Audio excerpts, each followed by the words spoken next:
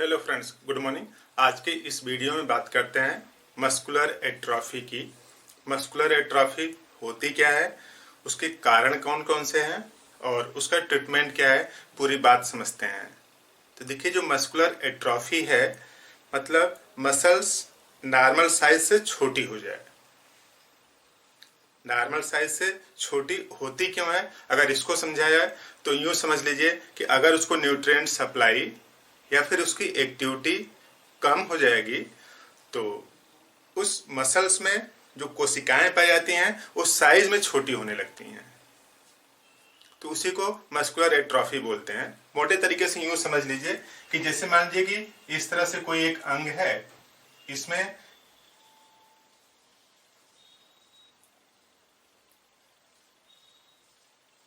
दस कोशिकाएं हैं ना। कोई एक अंग ए है, इसमें 10 कोशिकाएं हैं, और यहाँ पे अंग दूसरा है, इसमें भी 10 ही कोशिकाएं हैं।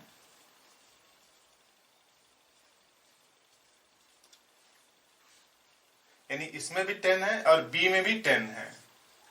मान लीजिए ये लेफ्ट वाला पोर्शन है, ठीक है, और ये राइट वाला पोर्शन है।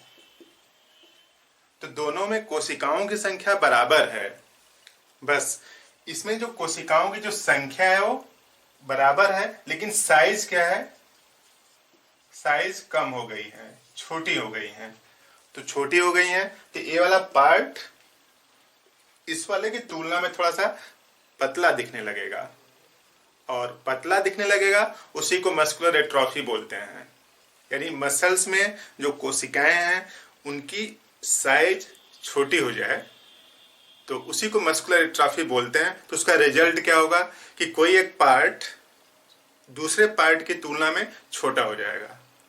तो होता क्यों है ऐसा, तो उसका जो मेन कारण इस तरह से है कि इनएक्टिविटी। तो देखिए, इसका भी और इसका भी संपर्क किससे है, ब्रेन से है।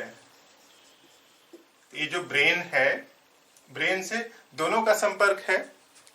लेकिन जैसे मान लीजिए किसी को चोट लगी है, फ्रैक्चर हो गया है, तो वो पड़ा रहता है। तो जिसमें फ्रैक्चर है उसकी जो मोबिलिटी है, जो मोशन है, जो एक्टिविटी है, वो कम हो जाती है दूसरे वाले हाथ या पैर की तुलना में। तो अगर उसकी एक्टिविटी कम हो जाती है, तो जैसे मान लीजिए कि बी वाले पोर्शन में फ्रैक्चर है, हाथ पैर कुछ भी समझ लीजिए, अगर इसमें फ्रैक्चर है तो इसकी एक्टिविटी कम हो जाएगी। जब एक्टिविटी कम हो जाएगी तो ब्रेन को ये लगता है कि इस पार्ट को ऑक्सीजन यानी एनर्जी की कम जरूरत है। तो एनर्जी की कम जरूरत है तो न्यूट्रिएंट भी कम कर देता है। तो इस पार्ट में एक्टिविटी कम है, इस वजह से ब्रेन इस वाले पोर्शन की nutrient supply, blood supply, energy supply कम कर देता है इस वाले पोर्शन की तुलना में। तो ये वाला जो पोर्शन है नॉर्मल रहता है, और ये वाला पोर्शन में न्यूट्रिएंट ऑक्सीजन की सप्लाई कम हो जाती है, इस वजह से उसकी साइज छोटी हो जाती है। तो इस तरह से एट्रोफी मीन्स साइज का छोटा हो जाना। कोशिकाओं की साइज का मतलब वो अंग छोटा हो जाएगा। कारण अगर देखा जाए तो इमोबिलिटी, यानी इमोबिलिटी मतलब उसमें मोशन नहीं हो रहा है।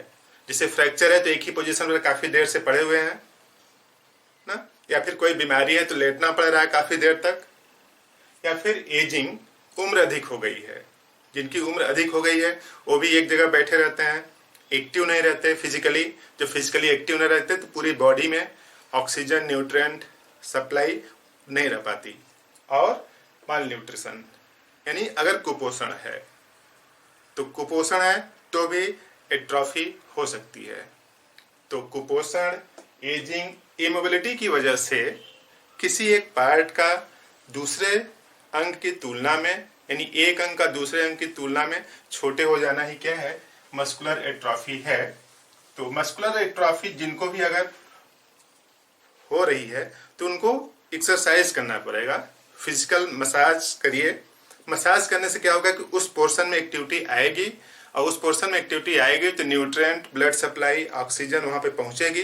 तो जो कोशिकाओं की जो साइज छोटी हो गई है वो रिवर्स करके नॉर्मल पर आ जाएगी, और नॉर्मल पर आ जाएगी तो उस पार्ट में जो दुबलापन है, पतलापन है, वो कम हो जाएगा। होम्योपैथी की बेस्ट दवा है साइलेसिया 3x।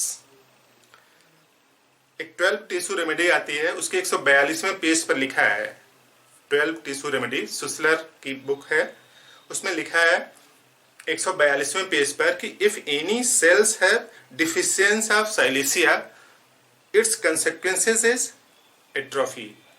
मतलब किसी कोशिका में अगर साइलेसिया के कंपोनेंट्स की कमी होगी तो उस पर्टिकुलर कोशिका का या उस पर्टिकुलर अंग की एट्रोफी होने लगेगी।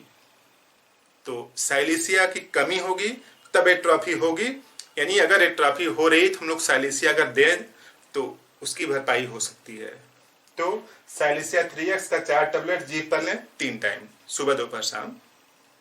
और दूसरी दवा है एविना सटाइवा मदर टिंचर है, इसका 20 बूंद 3 टाइम आधा कप पानी में डाल के लें। तो ये सपोर्टिंग मेडिसिन है, साइलेसिया को सपोर्ट करेगी, न्यूट्रिशन बढ़ेगा। अब जिनको पोलियो हो गया है क्या उनको रिवाइव किया जा सकता है? उनको रिवाइव नहीं किया जा सकता। क्यों? क्योंकि जो नर्व्स होती है ना वो डैमेज हो जाती हैं। जो नर्व्स डैमेज हो जाएंगी तो ब्रेन तक इंफॉर्मेशन जाएगा ही नहीं। जब ब्रेन तक इंफॉर्मेशन जाएगा नहीं तो कंपोनेंट्स ऑक्सीजन न्यूट्रिएंट सब नहीं पहुंचेंगे। तो इस तरह से मस्कुलर एट्रोफी की अव्यवस्था से शरीर को व्यवस्थित किया जा सकता है। इसीलिए बोला जाता है कि जिनको भी फ्रैक्चर हुआ है, तो मान लीजिए हाथ में हो गया, तो बोला जाता है कि आप हाथ को की जो अंगुलियां, हाथ को तो नहीं हिला सकते क्योंकि फ्रैक्चर हुआ है, तो जो अंगुलियां हैं उसको हिलाते रहें ताकि उस पोर्शन में ब्लड सप्लाई न्यूट्रिएंट ऑक्सीजन पहुंचती रहे, एट्रोफी की समस्या न उत्पन्न हो जाए। तो किसी को भी फ्रैक्चर हो तो आप प्लास्टर लगवाएं या फिर राड लगवाएं, तो कुछ दिन कंप्लीट रेस्ट करना पड़ता है। तो उस रेस्ट की सिचुएशन में ध्यान रखें कि अंगुलियां हाथ या पैर की उसको हिलाते रहें, या फिर जितना उसको मोबिलिटी ला सकते हैं, उसमें जितनी एक्टिविटी उसमें कर सकते हैं उसको करते रहें, तो एट्रोफी नहीं होगी। अनफॉर्चुनेटली जिनको हो गई है तो रिवाइव करने के लिए दोनों दवा का यूज कर सकते हैं। जिसको भी पढ़ना हो तो 142 पेज पर है और उस पर लिखा है, तो आप देख भी सकते हैं उसको। तो इस तरह से जानकारी समझ में आई तो इस वीडियो को जरूर लाइक करें, फ्रेंड्स को भी शेयर करें, और सब्सक्राइब अभी तक नहीं किए तो सब्सक्राइब भी कर दें, पैसा नहीं लगता है इसमें। नीचे रेड कलर के बटन दिख रहे हैं उसको दबा दीजिए, सब्सक्राइब हो जाएगा, तो नया नोटिफिकेशन आपको मिलता रहेगा। इस तरह से हम लोग एक दूसरे को जानकारी शेयर कर सकते हैं। तो आपने पूरा वीडियो देखा, थैंक यू।